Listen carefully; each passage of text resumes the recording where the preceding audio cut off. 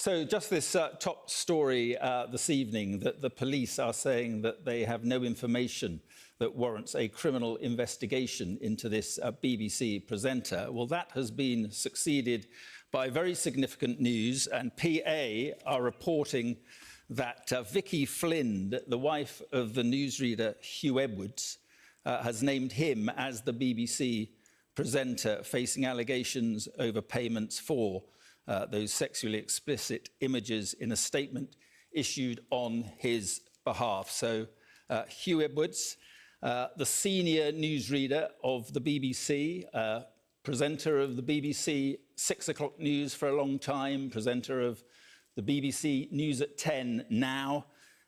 Hey everyone, this is Sunny Justice with It's a Crime and Shame. Thank you guys very much for watching this video today. And if you have not subscribed to this channel, please consider subscribing. Hit that notification bell whenever we do a live or drop a video. Also, if you don't mind, we would appreciate it if you would give this video a like and a share.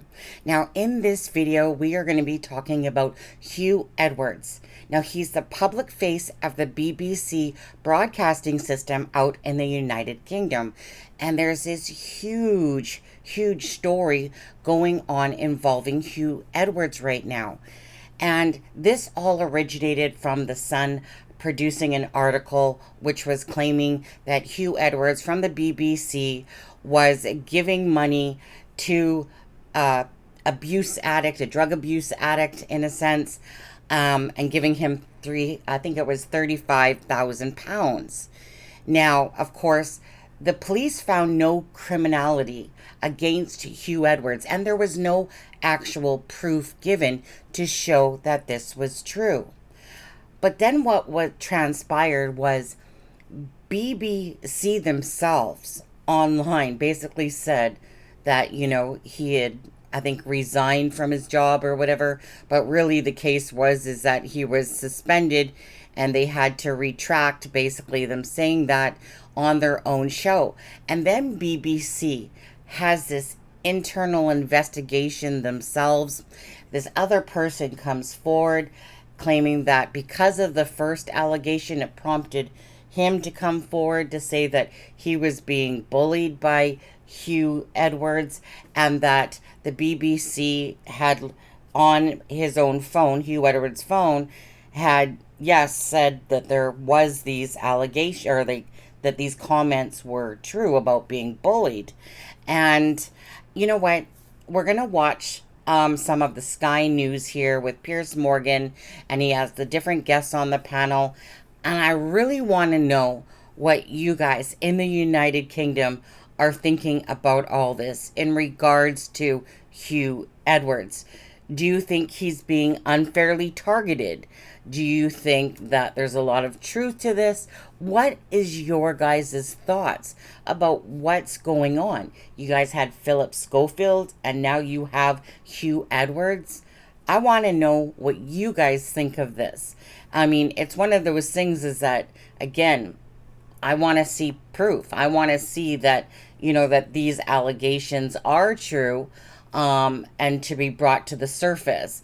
But at this time, there's not enough really to say besides allegations or allegedly or assumptions.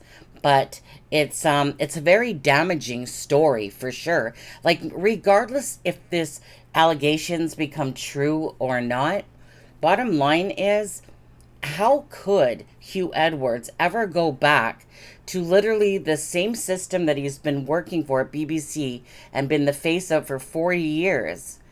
Go back to his job regardless. Now, he has been said that he's had ongoing mental health issues, and at the moment that he's, getting help and he's in a place where he's receiving the help for his mental health issues going on because he's not doing so well. I mean, anyone in this situation, and this somewhat reminds me a little bit in certain ways of Andrew Tate, meaning the higher power you are, the more that, of course, things are going to explode. And that's kind of the case here as well.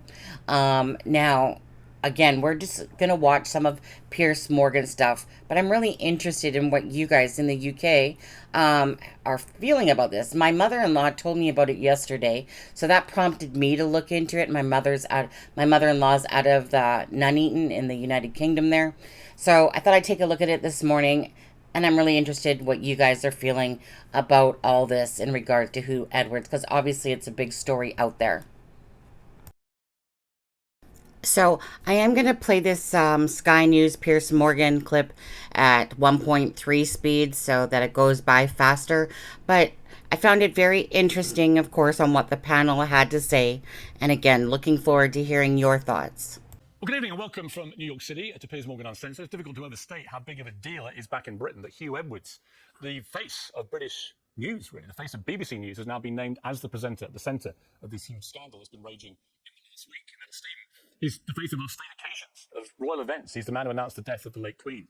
He's wry, he's authoritative, and above all, he's always been trusted. By all accounts, the audiences love him. I know him personally. He's always seemed to be a very stand-up guy. So today's news that he's the presenter behind the BBC sex picture scandal is a huge shock to everyone that knows him, maybe to his family, certainly to millions of people who are used to watching him on the news each night. Probably a shock to his colleagues at the BBC.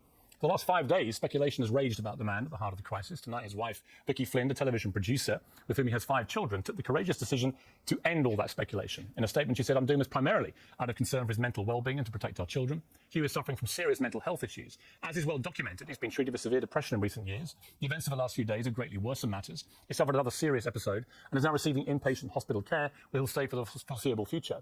Once well enough to do so, he intends to respond to the stories that have been published." She goes on to confirm that Edwards didn't know about any of these claims until last week. She made a call for privacy, and she adds that Hugh is deeply sorry that so many colleagues have been impacted by the speculation. And that's a key point. The speculation was becoming completely unsustainable. Many other male BBC presenters were being shamed and vilified on social media for something they had nothing to do with, and had to, in some cases, publicly deny their involvement. Viewers were bound to notice that Hugh Edwards had vanished overnight from the nightly news bulletins. Now, clearly, Hugh Edwards is now in a very serious situation. He probably feels like he's losing everything. Whatever the outcome of the investigations, it would be inhuman not to think about the impact of all this on him, on his family, on his mental health. All of those are important things to consider now. But now we can talk freely about who this is. It should also be clearer why it's been such a big story. The Met Police says it has no evidence of criminality, but what remains are allegations about a potentially serious abuse of power by a household name paid handsomely from the public purse. Accused originally of paying tens of thousands of pounds to a teenager with drug problems for indecent images. More claims about his behaviour have followed from 3 other people so far, including allegations made not just to the Sun, but directly to the BBC. And the way the BBC has managed this complaint remains a matter of legitimate public interest and concern. We shouldn't forget the other people involved in the story because there are a lot. But I'm joined now by my pack, the best-selling author of War of the West and columnist Douglas Murray, former Conservative MP Louise Mensch, and the multimillionaire investor, one of the sharks on the American reality tank, Kevin O'Leary, the former executive at Channel 5 and also worked at the BBC, David Elstein. But first, let me start by talking to the former BBC political correspondent and current Times radio presenter, Carol Walker. Carol, thank you so much for joining me. This is an unbelievably complex and difficult story. It has been from the start because I'm sure you, like me, and most people in the media very quickly discovered that it was Hugh Edwards. But that name was not being made public, and as a result, there was this feeding frenzy of speculation driven by social media about who this could be. That was, of course, very damaging to all those concerned. But as somebody who knows Hugh Edwards well, what is your reaction to all this turn of events today? The police saying that they found no evidence on that initial story of any crime being committed. And secondly, his wife's decision to go public in naming him and revealing he's having these serious mental health issues in hospital. Well, I think, to be honest, Piers, my first thoughts are for Hugh's family and for Hugh himself. He's clearly had a very serious mental health problem. He is being treated in hospital for that. And it must have been an unbelievably difficult time for his wife and the rest of his family. She's clearly taken the decision that she had to speak out tonight. That can't have been easy.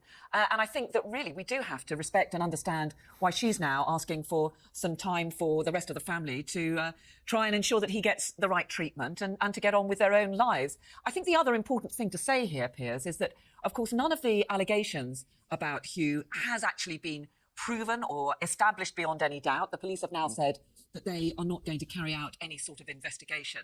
And I think that what we're left with here is, though there are clearly some questions about how the BBC may have handled this, it does underline the complexity of all of this. You know, I worked alongside Hugh when he was a rising star as a political correspondent, one of a number of very ambitious and talented BBC figures, including some of those like Jeremy Vine, who found themselves unfairly targeted.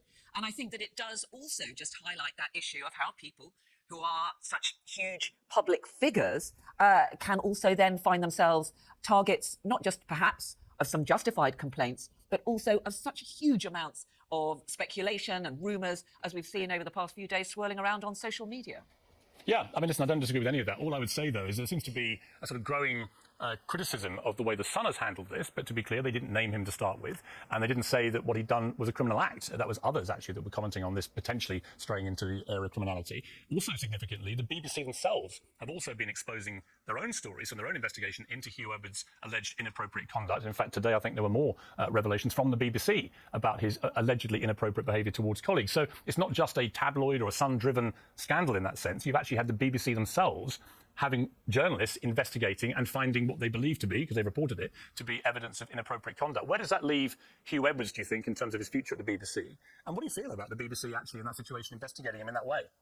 Well, look, I actually think that the BBC has done a pretty good job on reporting a story which is about one of its own very senior presenters. I think anyone who has watched the BBC coverage over the past few days must really accept and acknowledge that they've managed to treat this as another story. I have worked at the BBC when there are stories about the BBC. I know how difficult it is, but I know that it's also a point of pride for the BBC that its journalists try to set aside the fact that it is one of their own that they're talking about and to treat this as another news story. Now, you and I both now work for competitors, but we'll know what the challenges are in the journalism of this sort of thing. So I think Tim Davie himself, the Director General, has acknowledged that perhaps they need to look again at their complaints process, at the procedures when a complaint against a senior figure is red flagged as something that's very serious. I think there are perhaps some legitimate questions about whether they moved swiftly enough, but you have to balance that against the fact that there are huge numbers of complaints made every week about BBC figures. Well, there are. Look, just to pick you up on that, there are, but I don't think there would be many complaints of this severity against the face of BBC News, would be my counter to that. I still think it's ridiculous. The BBC,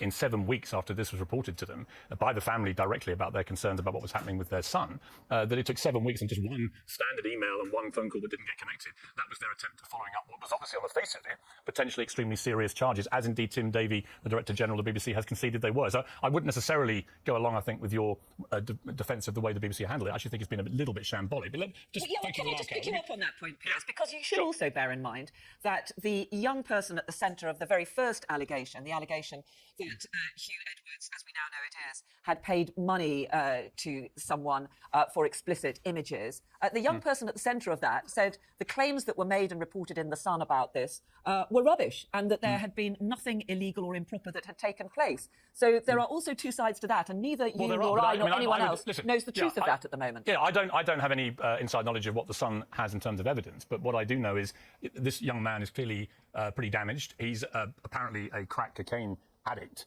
so I'm not entirely sure that we should take everything he may be saying after this as you know, I'd love to have him on the programme and talk about it, but I don't think he can. So I think it's complicated. Then we go to David Elstein, top media executive, used to work at the BBC.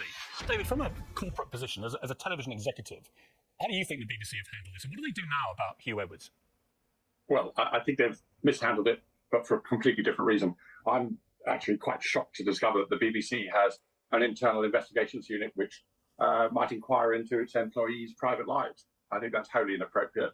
And I hope the first thing that happens is that unit is shut down. Look, when the complainant first appeared, they said there has been no, according to the police whom they talked to, there's been no criminality. So what is the BBC meant to do?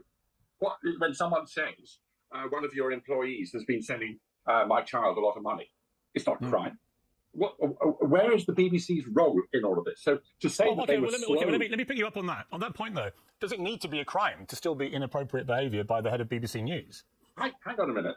How do we know there's inappropriate behaviour? And is paying somebody £35,000 inappropriate? I mean, you can afford to pay someone £35,000, I'm sure. Would Talk TV then fire you for doing so? I think it depends. I think there are lots of unanswered questions, I agree. But to my knowledge so far, there's been no denial of the payment of £35,000 to a young person who we know is apparently addicted to crack cocaine. That does seem to me to probably stray into the area, if you're running the BBC, of potentially inappropriate conduct by the head of their news division, doesn't it? Well, he's not the head of the news division, he's their lead presenter. Well, he's the face of it. He's the face of it, yeah. Of course. But if the Sun publishes stuff which definitively shows that Hugh Edwards did things which bring the BBC into disrepute, of course the BBC would then be entitled to say, you're in breach of contract, we suspend you, we don't renew your contract, we fire you, all of those things. But it's not for the BBC to be an arm of the police, to be an arm of the National Health Service, as was being suggested in the last panel discussion, sending help to drug addicts. How do we know that this young person is a severely damaged crack cocaine addict? We only hear it through the son from his mother and stepmother, and he denies everything that they say. So if I were the BBC, I'd be no further off than the police have been in saying nothing to see here. So my view of this is the BBC were quite wrong to allow it to be turned into a BBC story.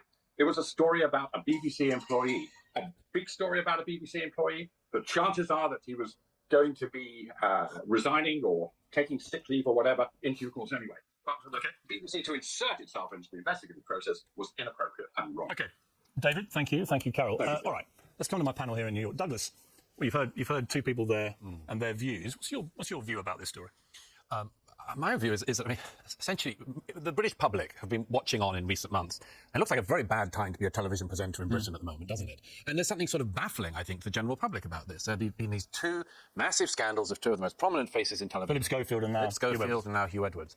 I think there are lots of things to take in mind. I agree with some of what's been said. I mean, effectively, we're back into the old problem of actually it's a problem at the BBC of oversight of BBC procedures. The BBC, of course, always quite understandably comes into the headlights and the firing line of everybody else because, everybody's got criticism of the BBC. The BBC always tries to please every party and very often it fails to please any party.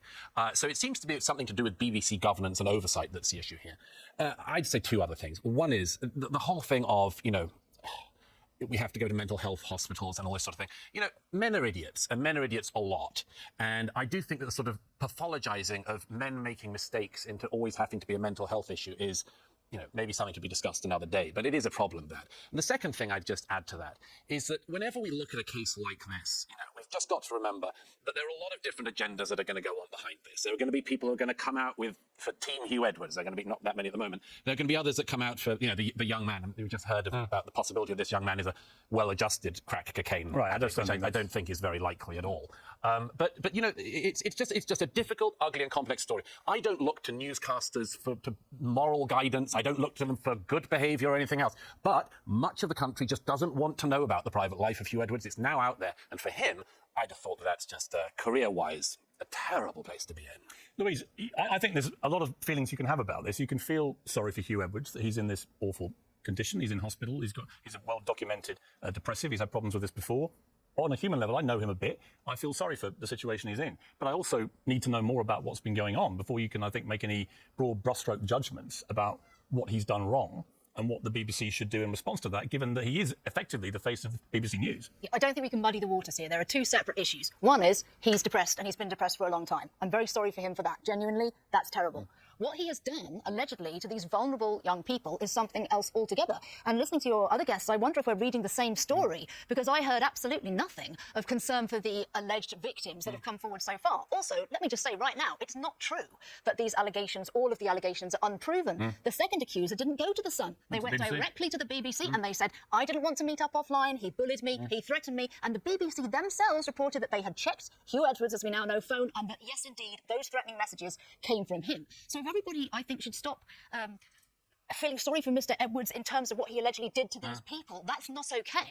And I also do think that we have to draw a distinction between conduct that's illegal, which the police say there's no evidence of, and conduct that's unethical and that's immoral. The BBC is funded by everybody in Britain through the licence fee. If you pay TV, you have to pay the BBC. We do have a right to ask its highest paid employees that maybe they should have some care for young people, not threaten them, not bully them, that we know factually did actually happen. Is that okay? Would it be okay in any other organisation? No, it's interesting to me to see this sort of sun bashing that's going on against the sort of the beastly tabloids doing all this. The BBC have now done two separate exposés of Hugh Edwards in the last 48 hours about his alleged inappropriate behaviour, including today, reportedly towards colleagues at the BBC. That's nothing to do with The Sun. That's to do with the BBC themselves unearthing stuff that they believe is worthy of reporting. So it's much more nuanced, I think, than people are trying to make out this is just The Sun invading his privacy. I don't think it's as simple as that at all. Kevin, you've been sitting very patiently listening to all this. I guess your perspective would be interesting to me is, from a purely business point of view, you've got a guy, the BBC is a global brand. It's a global brand that really requires trust. It's paid for by the British taxpayer, and it carries with it the brand of the BBC, total trust.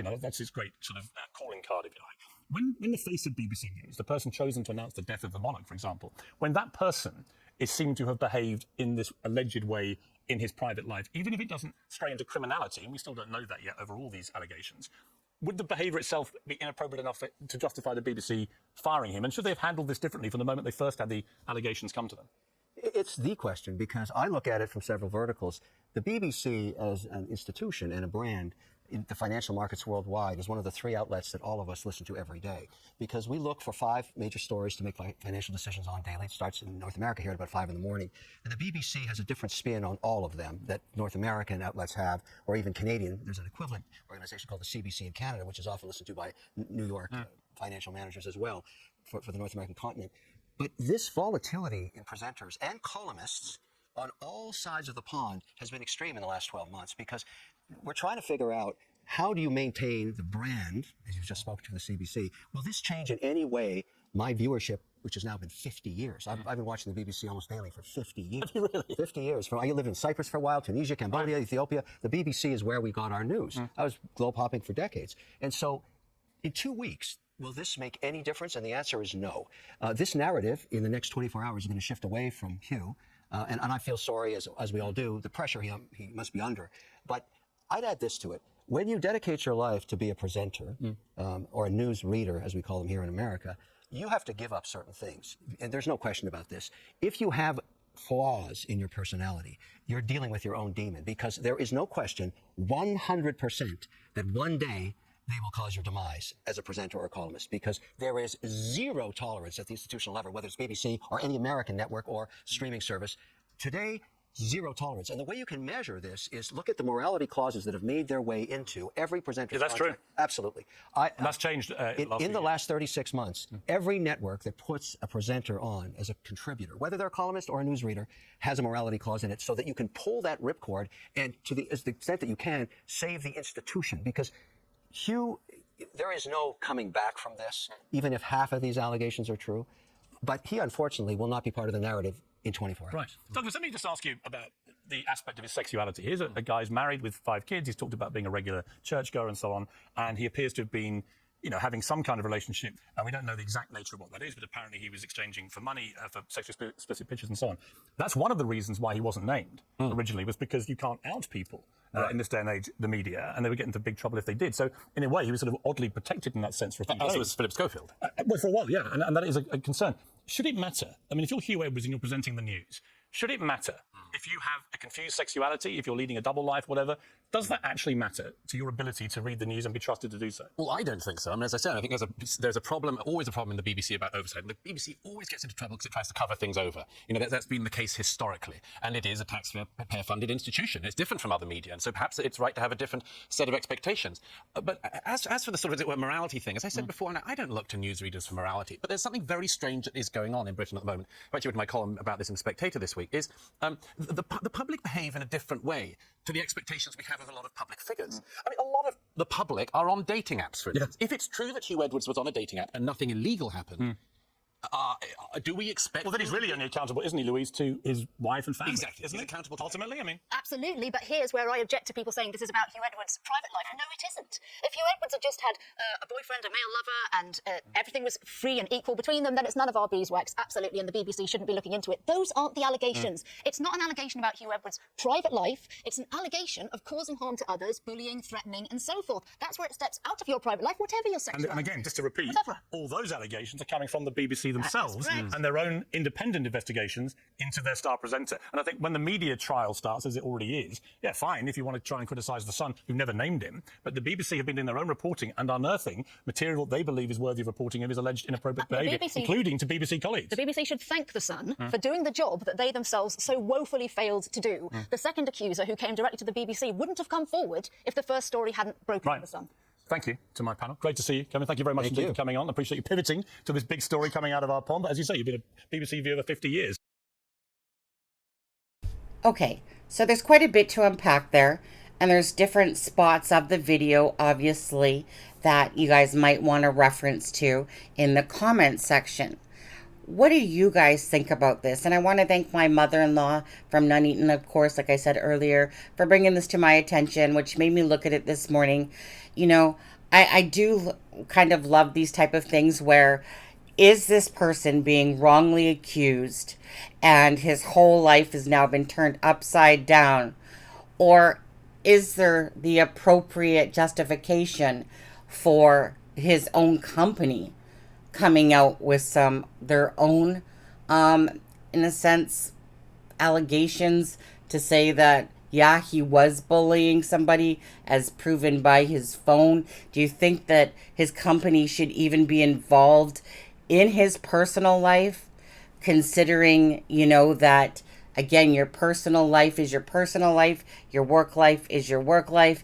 How would you feel about that if basically you're being asked to turn over your phone from the own company you work for, yet they're not the police? And you've been working for the company for this long? Like, I don't know, where are the boundaries there? I don't know. What do you guys think? This is, of course, in the United Kingdom. So for all the UK viewers watching this, or even for the North Americans watching this, I would like to hear your input on how you feel about this. Anyways, thank you guys. Have a great day. God bless. And again, please, if you're not subscribed, subscribe perhaps. Please give this video a like and a share, and have a blessed day.